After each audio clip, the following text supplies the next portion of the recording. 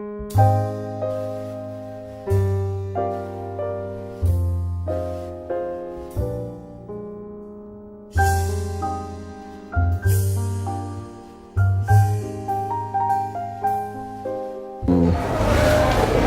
rain semester.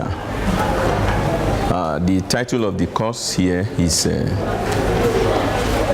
Major World Civilizations Since the Fall of the Roman Empire. Major World Civilizations Since the Fall of the Roman Empire.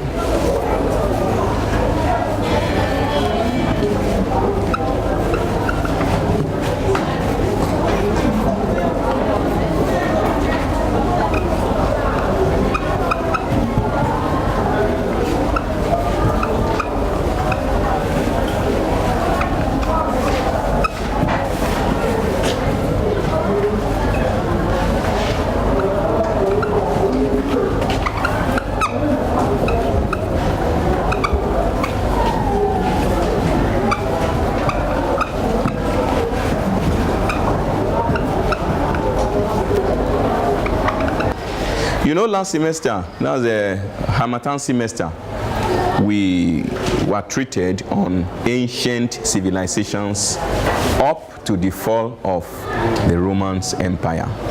And then the continuation is since the fall of Roman Empire. And you will discover that at the period that marks the end of our course, Roman Empire was beginning to fall as a result of their atrocities, their laziness, lackadaisical nature, because they felt they have gotten to the top, to the peak.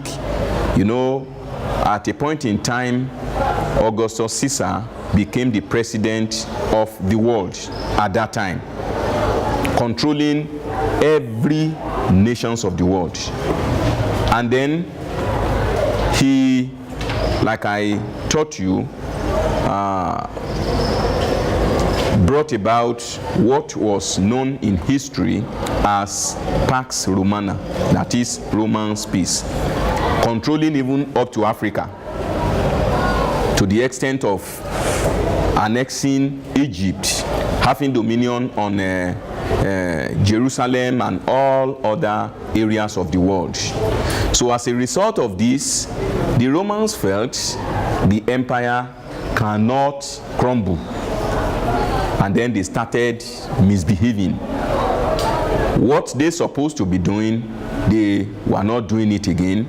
They were not working, they were not going to war, to such an extent that small nations like Sparta, like Athens, and other nations crept into them, made incursion, and then dismantled the empire.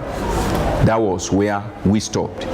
So we are going to look at major civilizations, not really ancient now, but the major civilizations that happened in other nations of the world, Africa, Europe, Caribbean, and the America. We are going to look at the civilizations that thrived in the Sudanese empires, Ghana, Mali, Songhai, and then Kanem-Bornu Empire. We are going to look at the Swahili culture and civilization. We will look at the Renaissance and what Renaissance brought into Europe. And then, as a result of the Renaissance, we will look at how the Renaissance had brought about the Industrial Revolution. And then, the legacies of Industrial Revolution, how it had shaped Europe, and by extension, other nations of the world, like Africa, like America, like Canada. I hope you understand. Now, we will also look at the Arab world. Look at Egypt. We look at the coming of Muhammad Ali Pasha from Istanbul, Turkey, controlled by the Ottoman Turks. We look at how they came to Egypt and then brought about a kind of lasting civilization. The building of the Suez Canal, the coming of Khedive Ismail, and others. Then we will also look at the Americas, the peopling of America from 1625, when patent right from England brought about the coming of a colony, Plymouth in Virginia. When another right brought by the church brought about the coming in 1630 Massachusetts, until the coming of the 13 original colonies of America.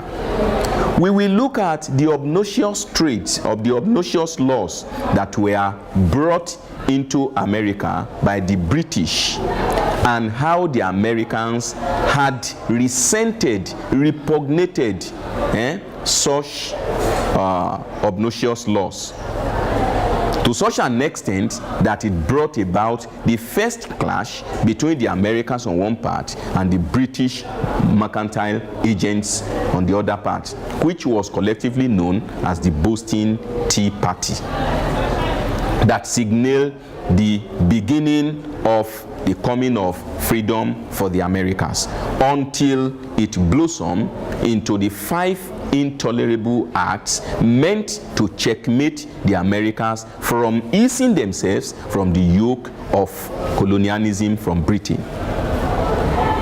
And in 1776, America declared itself independent of Britain, while Britain did not give America independence.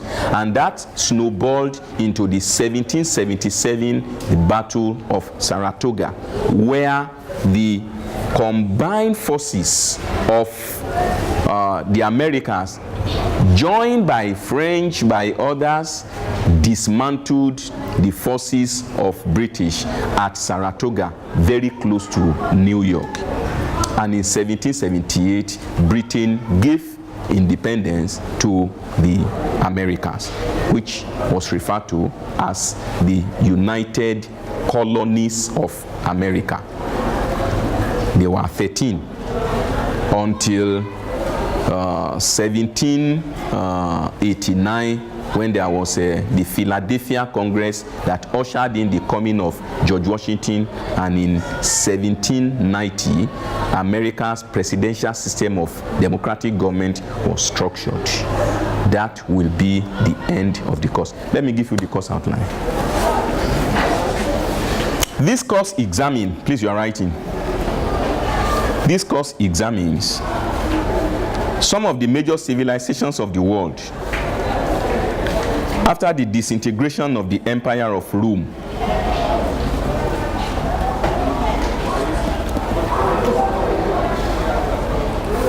After the disintegration of the Empire of Rome.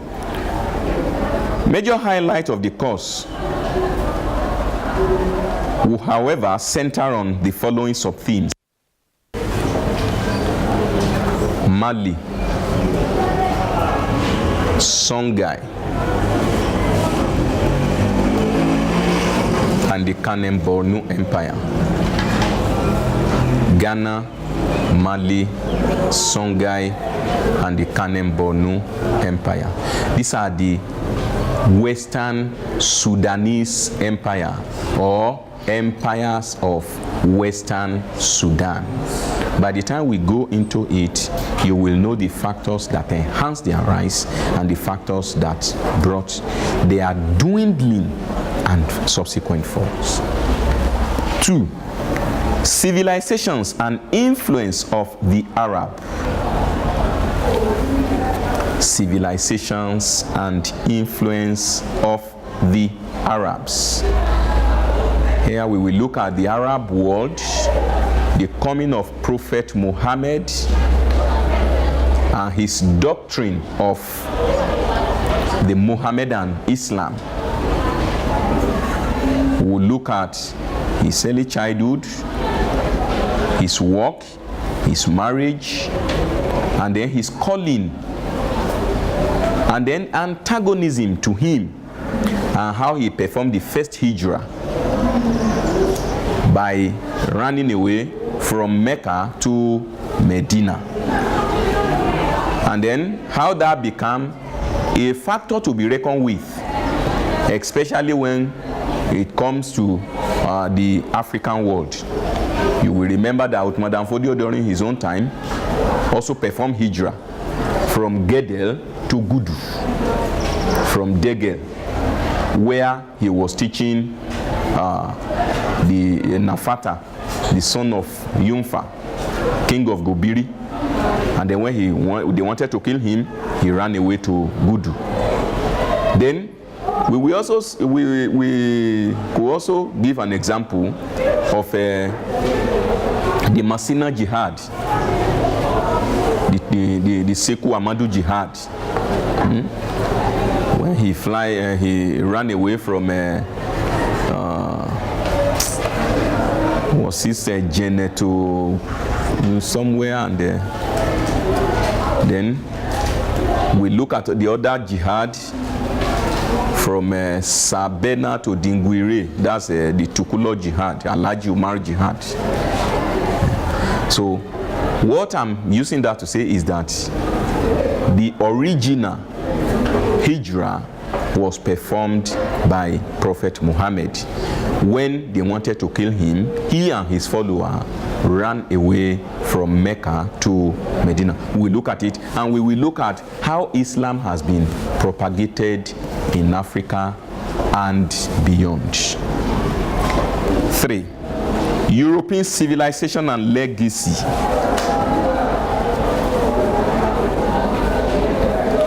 European civilization and legacy. We will look at the continental Europe, Britain, France, Spain, Germany, and the Dutch. We will look at the voyages embarked on, especially during the reign of King Ferdinand and Queen Isabella of France. We will look at the coming of Amerigo Vespucci and the coming of America. We will look at the coming of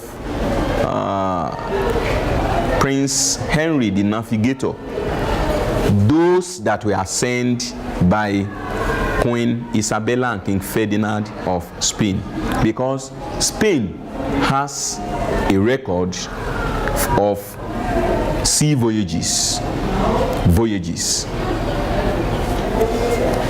In about the 16th century, whether 1530 or 1533, the Spaniards succeeded in conquering the Incans.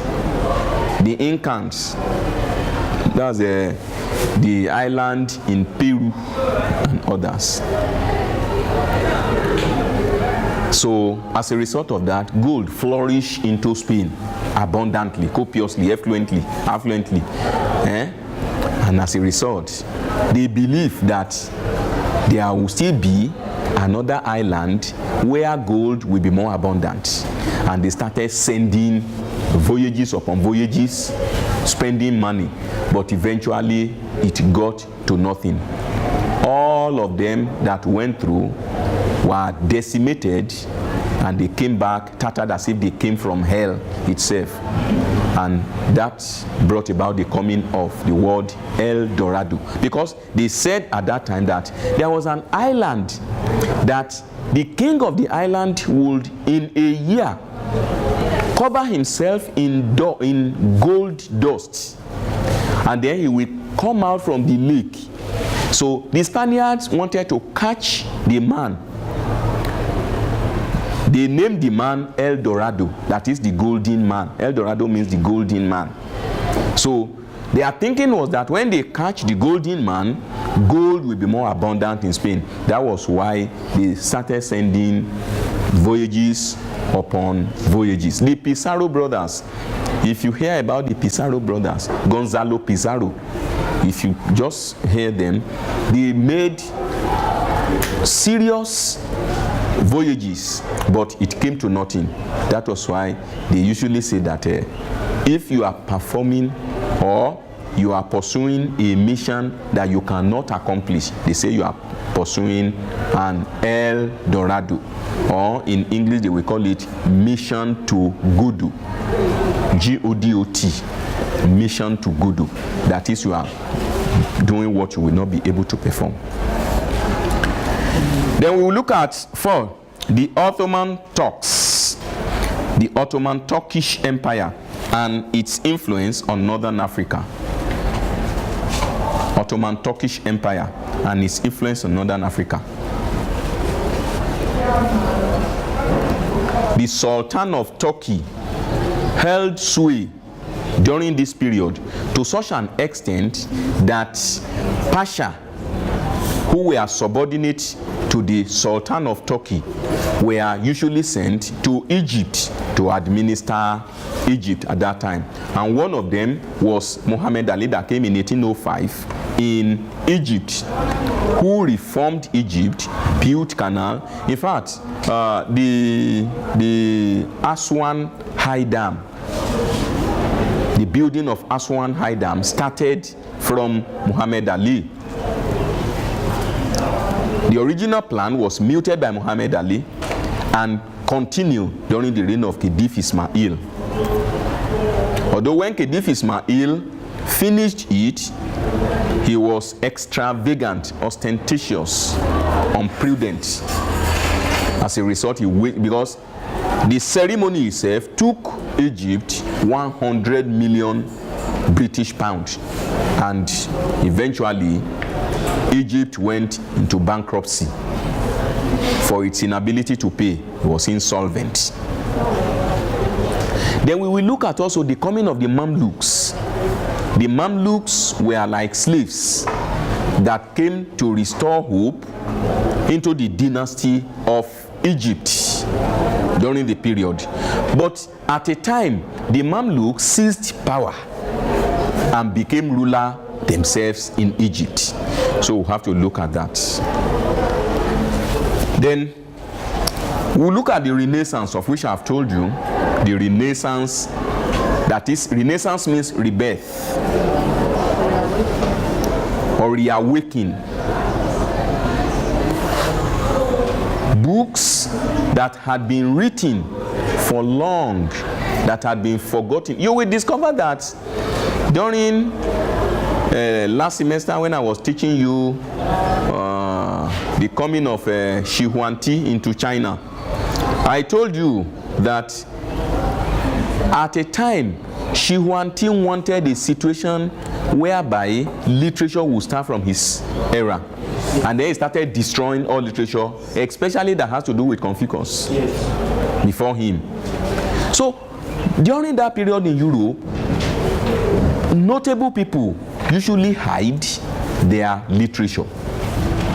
During the great persecution of the Christians after the death of Jesus Christ, you cannot see written documents by Christians. They were hiding it. Some they buried, some they write in scroll, some they hide, some they destroy. Those that cannot, but not all things cannot be destroyed. Can be destroyed. At a time when I was reading a book, Judaism and its teaching, they said the Jews, even if they were killed, that they will not die totally, because the blood of the Jews is manure. It is seed. It also germinates. And you know, when a corn germinates, it will not germinate and give birth to only one. It will be many. Just like a father can give birth to 200 children, there is a man that can give birth to 200 children. For instance, if Solomon had intercourse with all his wives, he will have more than 200 children. He will have more than 1,000 children, because a woman can give birth to 4 or 5. So, but during the Renaissance, people were now becoming aware, conscious that what is happening supposed not to be happening if this thing had been like this. So they started going into archives. They started bringing what has not been brought into existence before, or what has long been forgotten. In history we call it anachronism. I hope you understand. We call it anachronism. If What has happened before but has long been forgotten is now being brought to the fore. Historically, it is called anachronism. Because we say it is anachronistic for you to behave like that. So that is the Renaissance. They were bringing in books, and they started reading Swahili civilization. The nations that are made up of Swahili, the southern African nations, Lesotho, Basotho, Southern Africa, Rhodesia, Mozambique, and others. And others. We will try as much as possible to talk a little about their origin, the Bushmen, the Hottentots, the Bantu, and then the coming of the British into Herero and Ovambo, Orange Free States, the Transvaal, and others. Then we try as much as possible to look at some notable leaders like Chaka the Zulu, like Matabele of Ndebele, like King Moshosho of Lesotho, then like King Sobhuza of Ndandwe, and all others like that. Just look at them, just a little. Then we now end it up with American civilization, its influence and legacy. I've told you then that we look at the peopling of America, how America was peopled.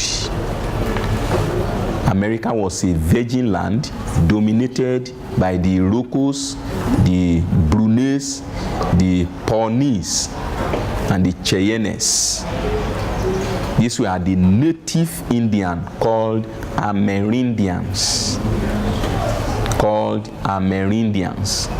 These were the people, the Native Americans, that peopled the East, West, North, and South of America, especially the Pacific, dominated by the Arkansas. And then how right from England, right from Scotland, then those who are running away from political persecution, those who are adventurous, they wanted to see what is happening in the new world. Then political prisoners and vagabonds ran away. Then even as a punishment, some were sent to the new world as punishment. People that America has from 1625, 1630, and subsequently, until when America became a land that produced rum, tobacco, cotton, etc. And then through an enactment from the British Parliament, America was governed by the British.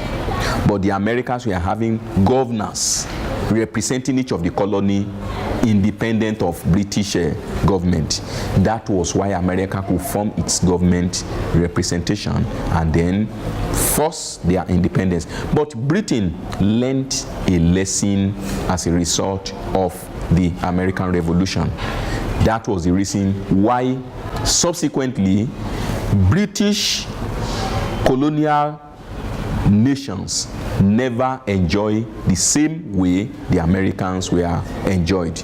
We talk of Nigeria, we talk of Venezuela, we talk of Canada, those that were in the British Commonwealth. I hope you understand. So I've explained the course outline in total to you. Let us try as much as possible to see the Western Sudanese empires of Ghana, Mali, and the Songhai and the Kanem-Borno. If you are writing, you may not write, you may be jotting, but you listen attentively. The first empire that could be noticed in the Western Sudanese empire is Ghana. Generally, the land of Ghana was called by Al-Bakri as the land of gold. That is a land where gold was planted in the morning and plucked at sunset. So notable Arab scholars like Ibn Khaldun, like Al-Fasiri, like Al-Bakri, and to some extent Ibn Battuta came and commented on the land of Ghana Empire. I hope you understand. What makes Ghana to be in this form an enviable empire worthy of reckoning? It happens because of some factors that culminated together and proved to be advantageous on Ghana. One, able leadership. Ghana has a viable leader that has a name which is Tunka Manin. Tunka Manin.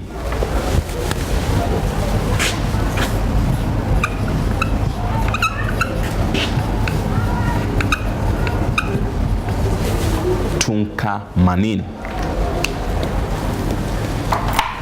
Tunka Manin was a forceful leader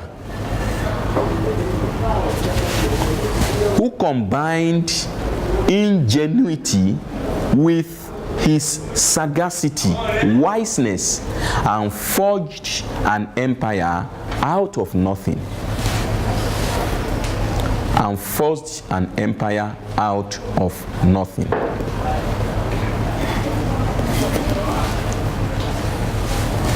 Apart from the fact that Tunka Manin was forceful, he was also generous.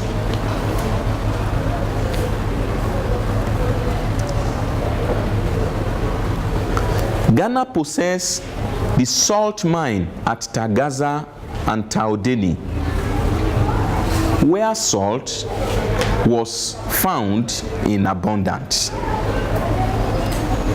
Ghana also has a gold mine at Wangara,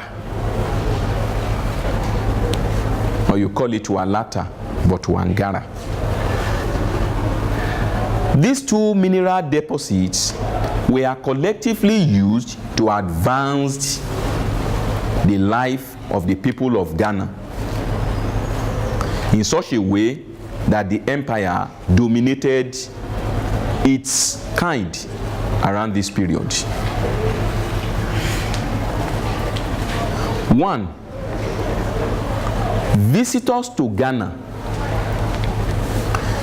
trading in Ghana traded with Ghanaian salt and gold, and as a result of this, goods from other cultures filtered into Ghana because of the system of exchange called barter system, which they used at that time. They will bring their goods. When they bring their goods, they will exchange it for gold.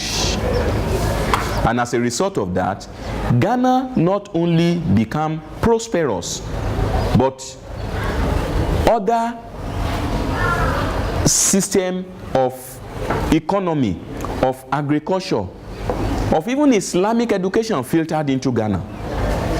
Because as a result of that, Ghana became Islamized to such an extent that Arab scholars visited Ghana. I made mention of Ibn Khaldun, who described Ghana as a land of gold. Al-Fasari, who described Ghana as a land where gold is planted in the morning and plucked at sunset. All this assertion means wealth to Ghana. Another point is that Ghana was able to deal successfully with neighboring incursionists. To some extent, the Bulalas, the Tukulos, the Kangaba people were put at check in such a way that Ghana possesses able military leaders that can deal with internal disquiet and external aggression. Furthermore, dynastic struggles were not overtly manifested. What do I mean by dynastic struggles? There were no struggle for the control of the monarchy. I hope you understand. Yes. Then another point was the fact that Ghana has natural barriers. It was in open grassland. When enemies are coming, soldiers were able to see them and then controlled or deal with them. So as a result of this, during the period of the apogee of Ghana, Ghana was not put in a tight corner to such an extent that it will not grow. And that was the reason why Ghana's name featured prominently in the map of the Western Sudan. Coupled with this fact is the fact that Ghana controlled the trans-Saharan trade that started from Tripoli to Fez or Fesan, from Fesan to Timbuktu, then to Tagaza to Walata, to just like that. Subsequently, by the time we are going, you will know that from Tagaza it will go to Kano, from Kano to Zaria, from Zaria to Kanembonu. Just like that, as the empire goes. But as from the 12th century, especially after the death of Tunkamanin, Ghana began to witness decline. All the factors that I have already mentioned that enhanced or that heightened Ghana Empire also brought about the dwindling and the fall of Ghana Empire. One, weak leadership. That we are not able to galvanize the resources put together and advance a cause for Ghana, brought Ghana low. Second, natural barriers. You know, I said when enemies are coming, they will see.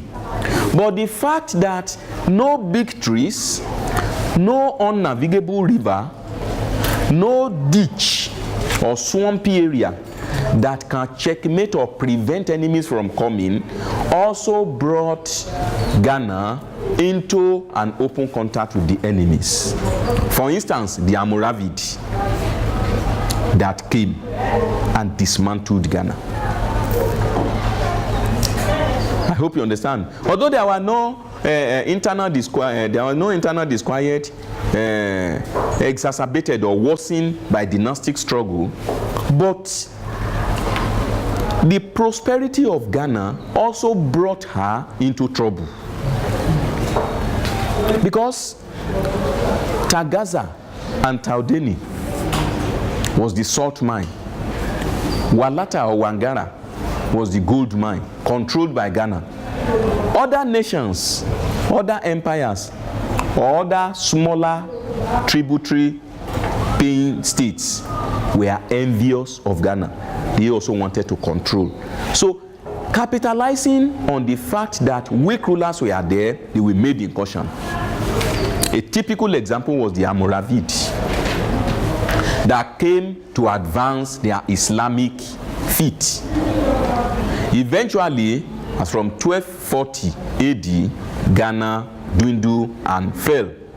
And then the empire was supplanted by a small Kangaba state championed by Sumanguru of Kaniaga called Mali Empire. I hope you understand. So it could be said that Mali Empire emerged from the ashes of Ghana Empire. And when we say this, when an empire fell, when an empire falls, it is not that the name of the empire will cease to exist, but another empire will dominate that empire in the same terrain. So Mali Empire, a small Kangaba state, dominated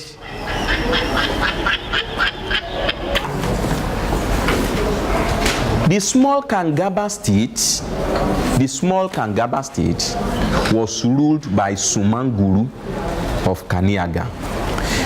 The Kangaba state has its capital at Kaniaga, and the ruler was Sumanguru. Eventually, after the demise of the Almoravid, Sumanguru took over Ghana Empire and ruled.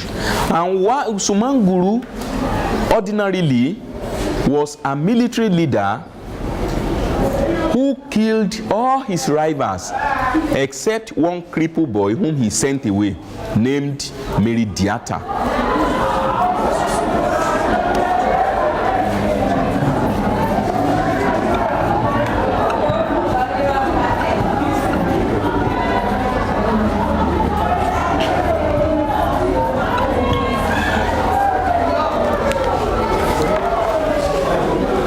But this small cripple boy, sooner than later, got his feet back, probably through mixing with friends, or through power of esotericism, or knowledge of medicine. Then he gathered the people together, attacked the Sumanguru of Kaniaga, dominated him, killed him, and brought about the coming of Mali Empire. So Mali king controlled the areas, including the salt mine, the gold mine, and others, and built an empire. The empire which was brought into prosperity, fame, and opulence by Mansa Musa. To such an extent that Mansa Musa made what could be described as an unprecedented pilgrimage to Mecca that has not happened before. He made an unprecedented pilgrimage to Mecca where he disrupted the currency of Mecca when he got there, because he went there with about 600 camels loading with gold and many other things. To such an extent that Italian cartographer drew the map of Mali into the world map. Again, the empire became Sinosho, encroached by the Tukulos, the Wolof, the Bulalas, and others, and then succession of weak rulers like Mansa Magan, like Mansa Suleiman came into the empire, and eventually the empire fell. And it was supplanted by the Songhai Empire, dominated by Soni Ali and Askia the Great. I hope you understand. Soni Ali also came, Askia the Great also came. Askia also made pilgrimage to Mecca and then controlled the Bulalas, prevented internal disquiet, controlled external aggression, enhanced a kind of unprecedented growth, built the army, used Turkish musketeers to scare away the other encroachers. But eventually, encroachers also came, and the coming of the Moors brought about the end of Songhai Empire. We call it the Moorish invasion of 1591. The Moorish invasion, that is the Moroccan invasion of 1591 at the Battle of Tondibi. So it could be said here that the Battle of Tondibi was an outward display of the Moorish superior firepower on Songhai. I hope you understand. Even though Songhai embarked on what Napoleon Bonaparte usually did, or Emperor Samori Ibn Lafayette of the Mandinka Empire, which they usually called the Bonaparte of the Sudan. He usually embarked on what is called the Scotch Earth Policy. Scotch Earth Policy. You know Scotch egg? Do you know Scotch egg? Okay. You know how to scotch an egg? You fry it and it becomes scotched. Do you know how to scotch the earth? You don't know. When an invader is coming, by the time the invader dominates the environment,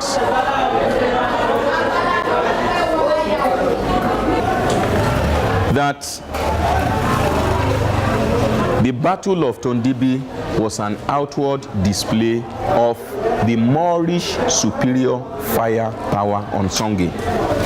I said, despite their scorched earth policy, I said, when the invaders were coming, when they dominate an environment, all the agricultural products, all the crops, all the animals will be dominated, and they will use their agriculture to feed their army and then to kill them.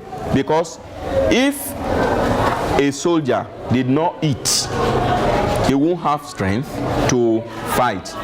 So when the enemies were coming, they know definitely that they are coming. The major well, they block it, and those people will not have water to drink. That was what killed the first set of soldiers that were sent. Sooner than later, they sent another one. That was what they called the Battle of Tondibi. And then they annihilated the Songhaians, and that brought about the defeat of Songhai Empire and the fall of Songhai Empire. That was the reason why I said the Battle of Tondibi was an outward display of Moorish superior firepower. Superior firepower in the sense that they possess superior weapons more than the one used by the Songhaians, because they belong to the Arab world, and then they had access to Arab fabrications and civilizations, and they use it copiously in order to deal with those in Songhai, and that brought about the end of Songhai as an empire. Then the coming of Kanem Borno Empire. One, we have the first Kanem Borno. The first Kanem Borno was usually called either the Sifawa or Sifua or Sagawa or Kanem or Borno Kanem Empire. It was also called Kanem Borno Empire because of the longevity, because it spanned from AD 800 to AD 1046.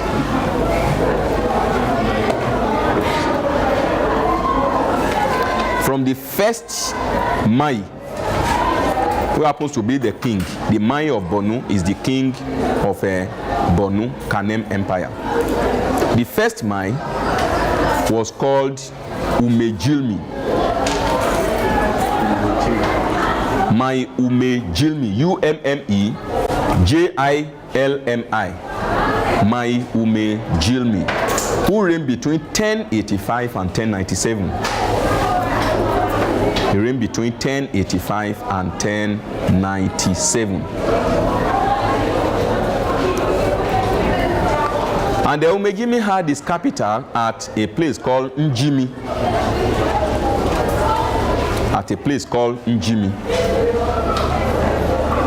Njimi then was both the political and economic capital of Borno. And Omojeje was succeeded by Mai Dunama I and Mai Dunama II. By Mai Dunama I and Mai Dunama II. The rulers featured prominently in the first Kanem Borno Empire. And after the demise of Dunama II, Kanem Borno Empire the first collapsed, and it ushered in the second Kanem Borno Empire, dominated by able rulership like Mai Ali Gaji and the Mai Idris Aloma. And during the reign of Mai Idris Aloma, the capital, the economic and political capital, was changed from Njimi to a place called Birni Ngazagamu.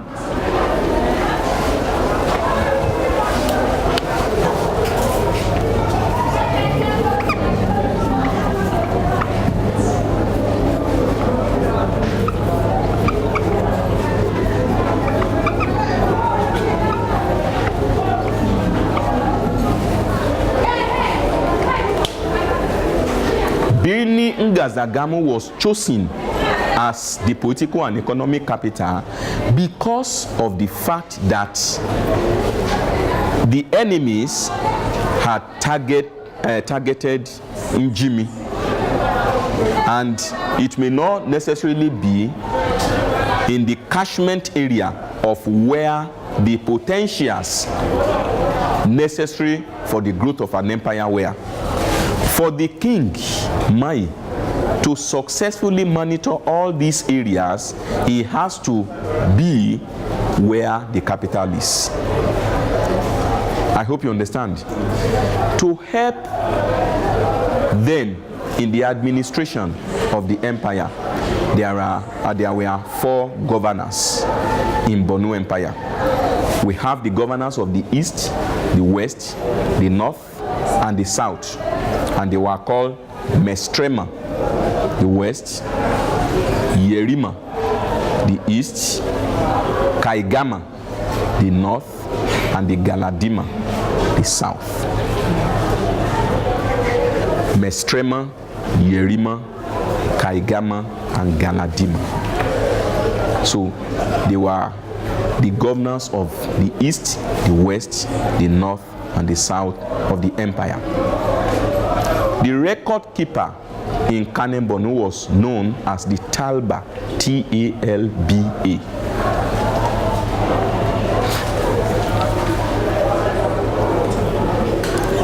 The Talba. And the chief judge of Kanem Borno Empire was known as the Maini Kanedi. Maini Kanedi, as pronounced. And then the king was also assisted by the queen mother called the Gumsu. So together, this set of people were directly in the cabinet of the Mai of Borno, and together they enhanced the living of Kanem Borno Empire, where internal disquiet, external aggression were checked, controls of the trans-Saharan trade were enhanced, and influx of people came to such an extent that Borno became prosperous and was able to present a longevity empire. It spanned about 1,000 years until the coming of Ali Dalatumi in 1846. The 17-year-old Mai, who was killed during the Felata rebellion. By the time you get to part 3, maybe you hear very well about the Felata rebellion. And if you read this book, Obaro Ikime, Grand Work of Nigerian History, you will, especially the contributions made by Abubakar Saad. Obaro Ikime is in the libraries, in Oladokun library there. When you read it, you see all these things, the Felata rebellion, and then see. Then if you read this book, Ade Ajayi and Ian SP, 1,000 Years of West African History. 1,000 Years of West African History by Ade Ajayi and Ian SP. You will see copiously written on Borno there. Then, if you History of West Africa by JFA Ajayi, Jacob Festus Ade Ajayi, he did very well there. Then the Story of Nigeria by Michael Crowder. You will read Borno Under the Shields. You will read it there. Borno Under the Shields. See it. Then if you read this book, Thomas Hodgkins, Nigerian Perspectives, you will read it, especially you read about Borno. And all these small secondary school books, History of West Africa by Abiola, History of West Africa by Alatu Bosun, History of West Africa, book 1 and 2 by KBC Onwubiko. You read all these things there. So you read about Borno, you read about this thing. I have made effort to tell you books so that when you listen, like I told you, when you listen to your lecture again, you see books that you can read, and then you enhance yourself very well. So After the death of Ali Gaji and even Ali Gaji and Idris Aloma did more in the army. The whole empire was divided into two.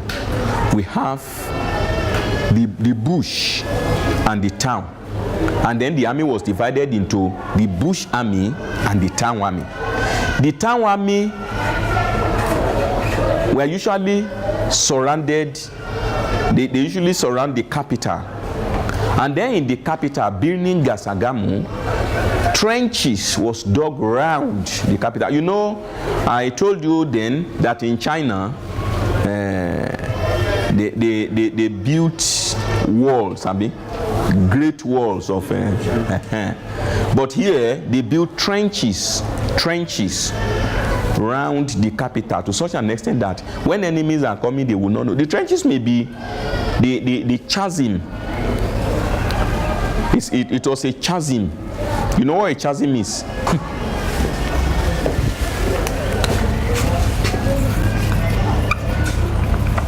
Look at it in your dictionary. C-H-A-S-M, chasm, is a gulf, big gulf. So that when the enemies will not know that there's a gulf there, and then they will easily fall into the gutter or chasm, and then from there they will be killed. So they use that to checkmate incursion into the empire. Apart from that, soldiers during Aloma's time were professionalized. They were professionalized. They were not allowed to get married until they attain the age of 40. But before then, they will be under the suzerainty of the king, where they will fight for the empire. So their major work was to fight for the territorial integrity of Kanem Borno Empire. And as a result, the longevity of Kanem Borno was enhanced. These are the factors that brought about for the long survival of Kanem Borno Empire: able leadership, military army, professionalization of the army, protection of the enemy, checkmating internal incursion and external aggression, and then control of the major source of raw materials, control of trans-Saharan trade, and all others. Apart from this, foreigners were brought into Kanem Borno to teach them the art of war.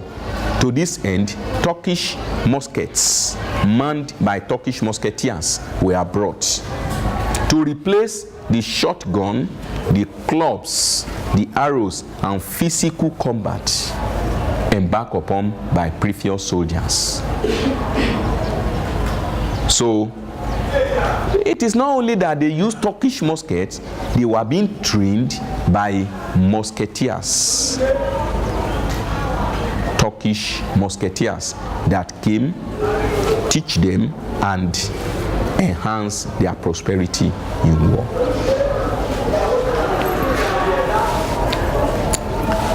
So they were going on all this until the coming of Ottoman Fodio in 1807, which brought the jihad into Borno that had already been Islamized. If you read the Nigerian Perspective by Thomas Hopkins, you will see the interchange of letters between Ottoman Fodio and Shehu El Kanemi on one part, and between Mohammed Bello, who succeeded Ottoman Fodio, and Alhaji Umar, the Shehu of Borno, on the other part. So all these correspondences were documented in Nigerian Perspective by Thomas Hopkins and called Fodio's Marseilles, or in Islam they call it Watikat,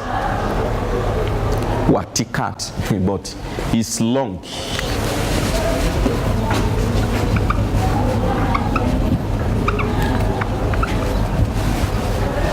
Wathikat.